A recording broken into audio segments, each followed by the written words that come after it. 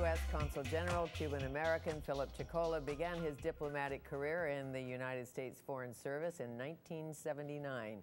He has been a refugee officer for Latin America, political officer in Guatemala, Chile, and El Salvador, senior advisor to the UN, and most importantly for us, the U.S. Consul General in Vancouver. He's leaving Canada and he's leaving the diplomatic corps for other challenges. It is my pleasure to welcome Consul General Phillip Chicola back to Studio 4 to tell us more. Thank you very much, Fanny. I appreciate being here. And good morning to everyone. And good morning to you, sir. Thank you. Other challenges. Do you have a new job or do you know yet? No, I've been doing this for over 30 years. So if nothing else, I had a couple of internal jobs they wanted me to take, but I think it's time to go do something else before I get too old to do anything. So I think that I've lined up, still very much in the oral stage, a teaching position with Florida State University in Tallahassee, Florida. Part-time, which is perfect for a retired person, because it forces me to be mentally active, gets me out of the house, and prevents my wife from poisoning me from having to put up with me 24 hours a day. Exactly. 7 days a week. So it's perfect. Gets me out of the house 2 days a week. I figure it'll take up 10 to 14, 15 hours a week. Sure. Have you taught before? I taught when I was a graduate student. When I was getting my master's, I taught history. Now, that was 40 years ago. So I got to see whether I still like it as much as I did then. And I hope I do, because it would be a great thing to do for the next few years. Well, the other thing is, I'm thinking, if you're a diplomat, you can't be too political. Do you know what I mean? I mean, no one has ever accused me of that. But, a diplomat is usually diplomatic. They're reserved, and in some ways, I think I know when, how far to go, but I like to push the envelopes of that, because I think that a good representative of the U.S., especially to a country like Canada, needs to be able to identify with the issues of very much so, that and country connect to the or people. that province or that city or whatever they are, and connect it and and from opinions as to what is good for the people that you're with, the people you care for, and what is not. Now, how far you go in expressing those views is where I think you need to be careful. Exactly, but you were quoted as saying once, we are one people, two countries. Precisely, and I really believe that, because I think that, if, after you get past all the flag waving stuff, which is sort of part of being the two countries, I think if you look at the people themselves, we speak the same language, we have pretty much the same aspirations, the same goals. We go to school together, we watch the same programs on TV, we dress the same way, we have the same aspirations, we vacation together. There's very little we don't do together. So there are certain differences, many of them related to flag waving. But you spend, otherwise you have to spend a lot of time finding minute differences. I read the other day that there was a survey that showed that somehow Americans were becoming more respectful of authority and Canadians were becoming less so, and that was supposed to be a big difference. And I said, I think that if you compare Canadians with people from, Canadians from a certain province with Canadians from certain states, you will find a lot of similarity. Sure. So, you cannot generalize that way. No, but peace, order, and good government up here, peace, order, and good government in the United States, although it's not always that way. In either country. In either country. What can you take back to the United States you learned here about health care, wildlife, Well, yeah. banking, the banking system? Yeah, the number one thing that I take back is how close we are to one another. And I think that I've often said that the people-to-people relations really are the strong bond. Government to government very often, because of it, totally valid reasons, get in the way of that people-to-people relationships. But what I can take back is that Canada, and very specifically BC, has managed to strike a very good balance between development and nature, a very good balance on how they understand each other, extremely good approach to a multicultural, and I'm not a big multicultural advocate, because I think that over time we all sort of merge into kind of the same quasi-culture, but very good at integrating newly arrived immigrants from other countries. So I take that back as lessons of things that both countries do, but are done particularly well here in BC. You're an immigrant. I'm an immigrant. I'm half American. You know That's that. right. You're from Montana. I'm actually full-blooded American. Big sky center, a big sky country. A big sky country, and certainly there's a little trouble down there in the Flathead and all of that, and well, we worked out the Flathead. And I know we did, which is good. But would you, as a U.S. consul, when there is an environmental issue, what's your role?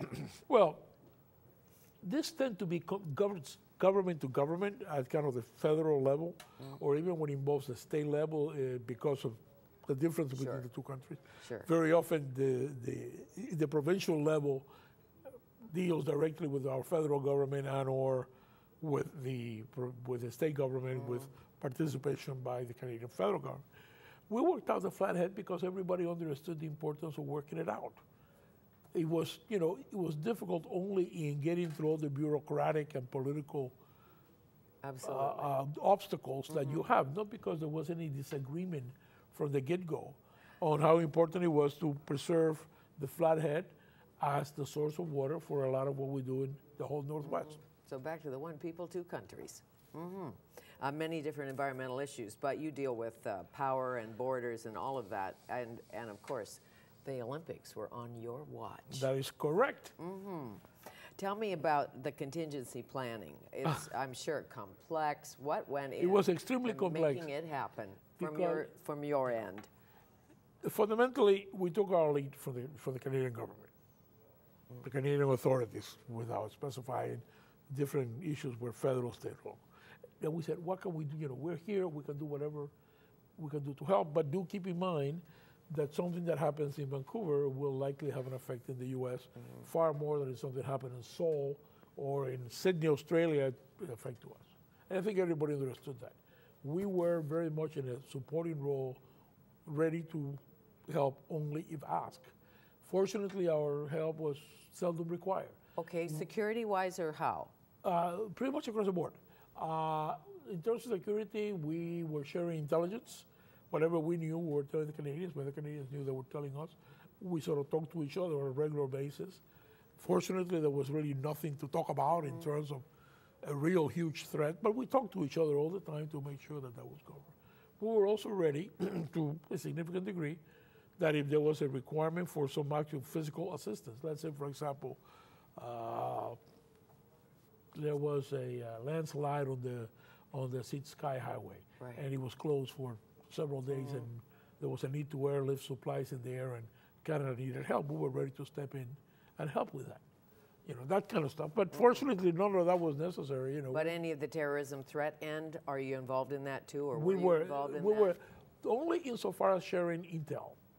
Now, we had resources we could have used to support and assist the Canadian government doing this, but we could not picture too many instances where our help would be needed.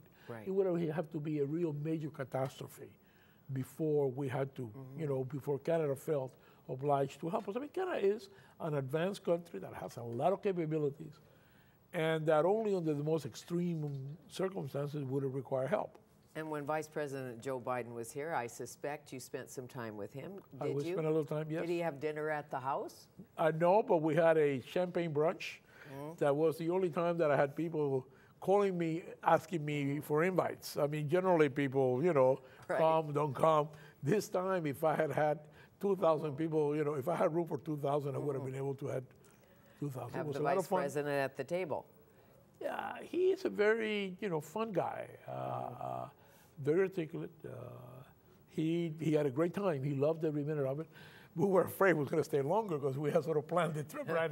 And then suddenly one of his children, he brought his kids with him, who are grown. And one of them says, my daddy thinking of staying at one or two more days. And we all went, oh my God. How much longer? How much longer, because it's a big production, a lot of security, pre-plan everything. We still had to get tickets for the events, so we needed to know ahead of time. Because I've always gotten them, but get exponentially more difficult Yeah, the sorry, longer, Vice President, you can't see the scheme because we can't get you a ticket or a seat. See, it was always possible to get him a ticket. Right. But it is not just him who gets the ticket. It is he and his family, and then protection details and the aides. And, you know, unfortunately, the U.S. doesn't do anything in small scale. So we needed a package of 10 or 12 people, whatever, whatever he was going to do. As the U.S. consul, do you have security always or just around the house? How does that work? We have a security officer in the consulate who is responsible to make sure that our facilities are secure. Right. For the standards required for a place like Vancouver, which are not very high. Right? We have a number of locally hired guards and for that particular, for our facilities. The RCMP is responsible for what VIP protection or consular protection. And depending on the issue, they will either be with me or they'll have somebody around the house or there'll be a car parked outside the house. It sort of depends on what is happening and who's here and what we're doing. Why did you get into the Foreign Service originally? Totally by accident. I'm serious. A happy accident. Yeah, no, it was a happy accident. I ran into, you know, I was in Washington working for the Carter administration. Ran into a friend of mine. I was really kind of tired of Carter and his not so great governance. And this friend of mine said, well, when are you going to State Department and work? And I said, I do important stuff. So long story, they pushed me into it. I went to the State Department and I realized that everybody put their pants on in the morning the same way I did. They were not any smarter than I was, so I took the test, passed the test. And it's not an easy test. I had a friend who took the test. It's kind of multiple guess. You know, if you're good at multiple choice examination, that's the way that it was then. It was mostly, you know, multiple choice questions with a couple of essays. Right. So that it was not a, you know, you're going to think you either pass or not, you know, and I was lucky enough to be able to pass it. They asked me all the questions I knew. I bet they did, and that's why you've been to many interesting countries and worked hard and tirelessly in Latin America and Croatia and all of the above. We'll take a break and come back and talk more. Thank you.